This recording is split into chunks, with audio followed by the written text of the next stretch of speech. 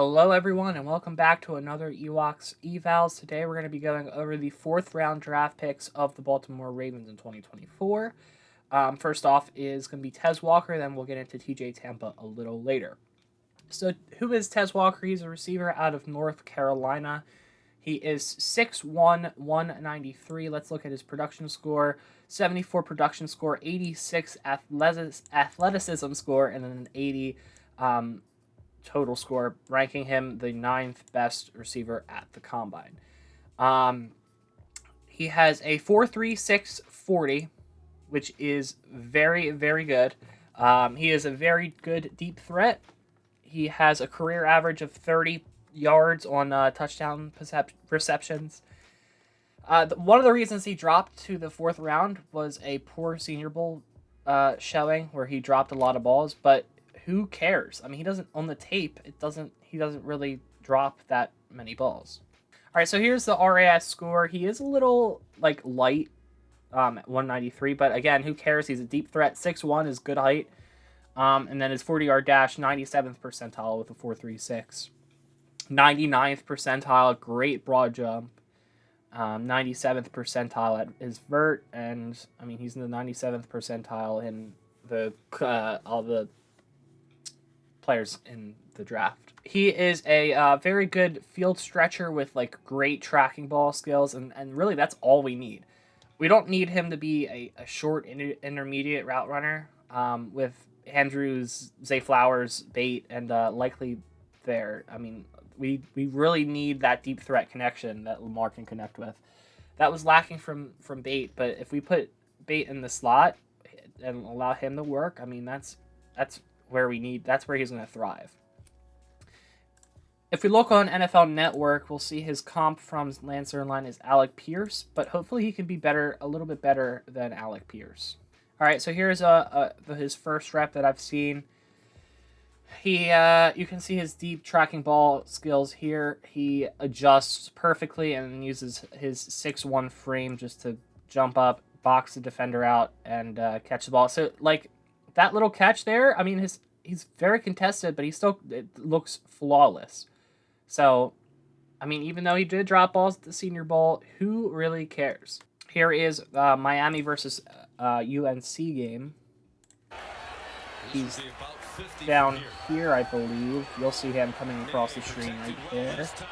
And look, he can break tackles. I mean, I think we got ourselves a very good steal. I'm very excited for Tez Walker. I think he could put up great numbers in this Ravens offense. Here we go, UNC versus Clemson. We saw this play earlier where he fakes the inside, does a little stutter, and then just outruns Nate Wiggins.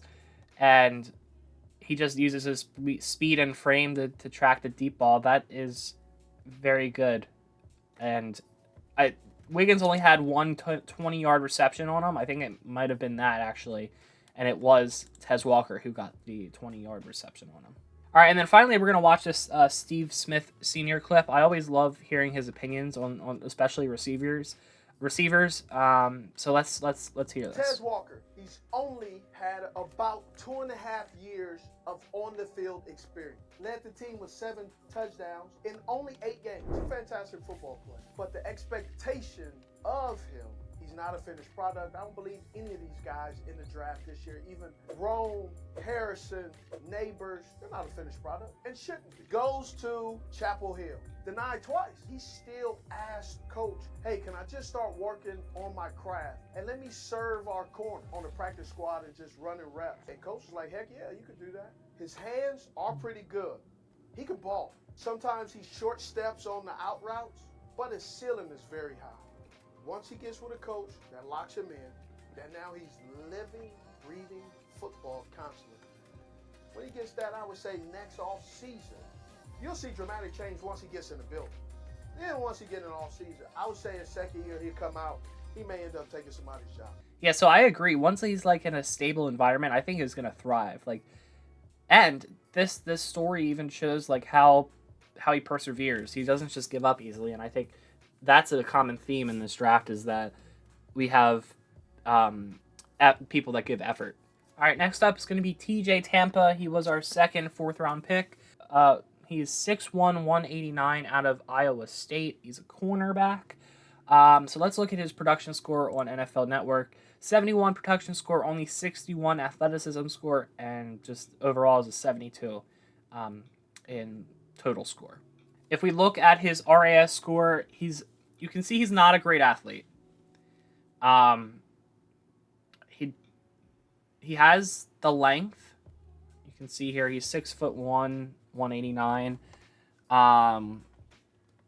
So he's not the best athlete, but if we look at the tape, you can see he has great instincts, and you'll see my thoughts on him pretty soon. I think I talk about it later, and if I don't, I'll talk about it at the end. TJ Tampa's a former receiver, and he only slid because he's a little raw and really doesn't have the athleticism that some of these top corners have. But he does have the length to be a good one. He only allowed 1 touchdown catch in 934 snaps at Iowa State. And yeah, okay, so I touched on it here. I thought he would be drafted as a safety because he is a lot better in zone, and he really lacks the top end speed and athleticism. And he's really great when he comes downhill, but he's a very good press corner, very physical. I could definitely see him evolving into a safety corner hybrid if Marcus Williams gets hurt or whatever, if that happens again. All right, so looking at the first piece of tape here, you can see he has a decent back pedal, but he kind of flips the wrong way. Where is he? I think he's up top here. Oh yeah, okay, so we're going this way. So here, he kind of bit, but I mean he makes up for it and makes a good play on the ball. So good back pedal. He's not the fastest or anything. We've talked about that, but the move to the outside got him to flip his hips. But he has decent recovery speed, good instincts, and he makes a play on the ball there. I like this play because this shows him as a safety. He gives some decent cushion, and then you can see him, boom, knock the football out, coming downhill. That's where he excels. Here you're going to see him on the tight end, I believe. Yep, you're going to see him there. He has the size, and he has the physicality to really be a tight end eraser if we wanted to send Kyle Hamilton on a blitz or something. So I mean he's a good player, man. I like TJ Tampa. I think he's gonna be a good player. You're gonna see some good instincts here, 99th percentile in wingspan. So yeah. I mean look at that. It just great instincts, just uses his length to his advantage, and that's the TJ Tampa that we would love. Here's a little montage of TJ Tampa here. Like a hype video. I don't know it's a hype video. Tampa Island lockdown corner. Maybe not that lockdown, but I mean, you can see his length there, and most of these in the snow, even most of these tackles, you can see that he's a decent tackler. He loves coming downhill. Yeah, I don't know. I think if we play him as a hybrid safety corner, I think he's gonna excel, and we have the secondary in which there can be some flexibility between different players. All right, so here's another rep here. You can see him down here lined up against this Cincinnati receiver. Every single rep makes me feel like he would just slide right in as a safety. He has those instincts. He just plays that center field role, undercuts the route. I think they're in zone, I'm pretty sure. Yeah, they're in zone. He reads the quarterback's eyes, makes an athletic play on the football, and that's what a safety would do. All right, here we go. TJ Tampa down there. I mean, he's going to make up for Nate Wiggins in the run game. Let me tell you that. All right, so here we go. TJ Tampa's up here, lined against the tight end again, tight end eraser. And with Travis Kelce in the AFC, you're going to need that. Pat Fryer move too. Lays down the hit. That's not even his man, and then he comes down and makes the hit. All right, this play actually was kind of cool because this is a deep ball. If he was playing safety, this is TJ Tampa. He's behind him, and he makes a play on this football. That's not easy to do when you're behind the receiver. That's a really good play. Yeah, so those are my thoughts on Tez Walker and TJ Tampa. Really good picks at the 4th round. Just really good depth. They fell, and the Ravens scooped them up. Tez Walker fell because he had a not a great showing at the Senior Bowl, but I mean, who really cares? I mean, the tape shows that he's going to be a very good receiver in this league, and he's just. I mean, with the NFL transitioning to two high safeties, it's going to be a little tougher for him to figure it out. But I think with Lamar and Tez Walker, if they start working soon, I think it's going to be very difficult to stop him. And while he does struggle with some of the intermediate routes to the short routes, I don't think that's where we're going to use him. I just don't. I think we have enough short route. Zay Flowers, Mark Andrews, Bate. I mean, they're all not Flowers. Like Isaiah Likely. I mean, we have a good team, you know.